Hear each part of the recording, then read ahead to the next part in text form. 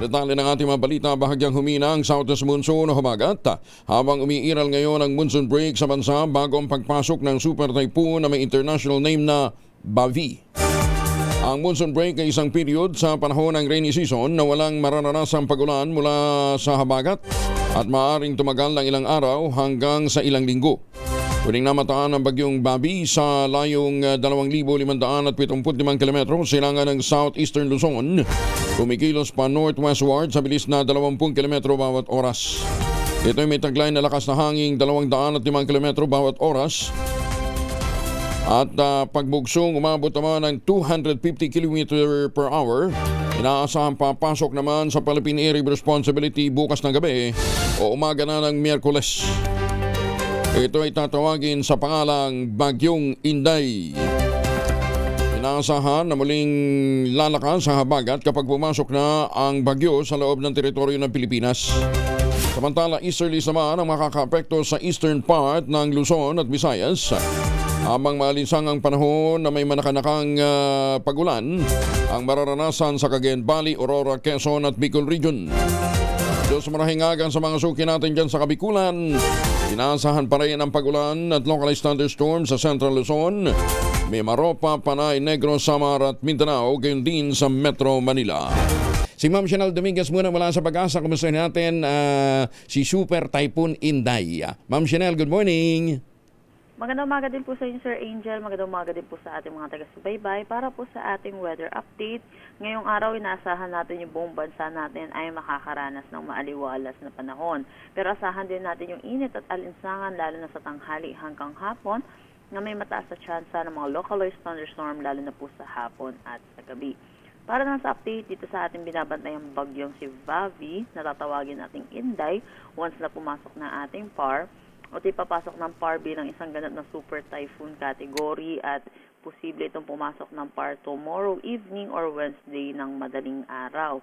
Mababa naman chance nito na mag-landfall dito po sa ating Philippine landmass pero posibleng kanyang close approach dito sa may Batanes at may posibilidad din na mag-landfall dito sa Taiwan.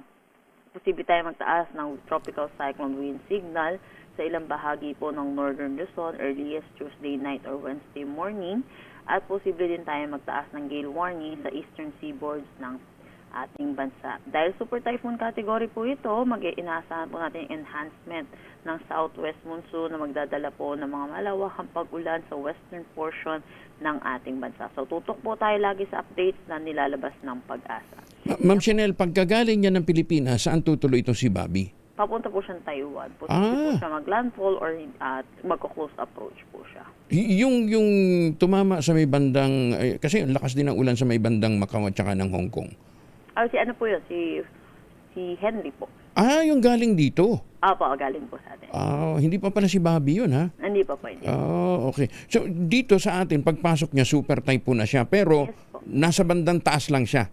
Yes po, taas po yung kanyang, northward po yung kanyang kilos po. Hindi makakaapekto ng Metro Manila? Hindi po yung magkakaroon ng direktang epekto yung bagyo po sa malaking bahagi ng bansa natin. Pero yung southwest monsoon po, ang inaasahan po natin magdadala ng pag-ulan. Kahit yung outer band niya? Outer wind niya? Hindi po. Hindi. Buti naman kasi super typhoon eh. Opo. Oo. Mabuti nga lang, mataas siya, ha? Tama po. Ganito po talaga yung usual na track po ng mga bagyo pag may El Nino po tayo. At least hindi tatama sa lupa. Opo. Pero yung nagpapaulan ngayon sa may bandang Mindanao, ano yun? Sa may Mindanao po, mga localized thunderstorm lang po ito. Okay. So, tataas siya, tatama lang sa may bandang Batanes, hindi na, at least hindi makaka-apekto. Kahit norte, ha? Hindi niya maapektuhan. Hindi na. Ano lang po, yung posible naman po tayo magtaas ng tropical cyclone wind signal dahil sa hangin naman po. Sa hangin lang. Opo. Din sa outer wind niya nga. Yes po. Din sa gustiness niya. Yun yung makaka-apekto doon. Okay. Sige, maraming salamat, Ma'am Chanel. Wala na naman, tulugan dyan sa inyo. Yes. Wala na naman pahinga. Ayan, sige. Thank you, Ma'am Chanel. Ingat. Si Chanel Dominguez mula po sa Pag-asa.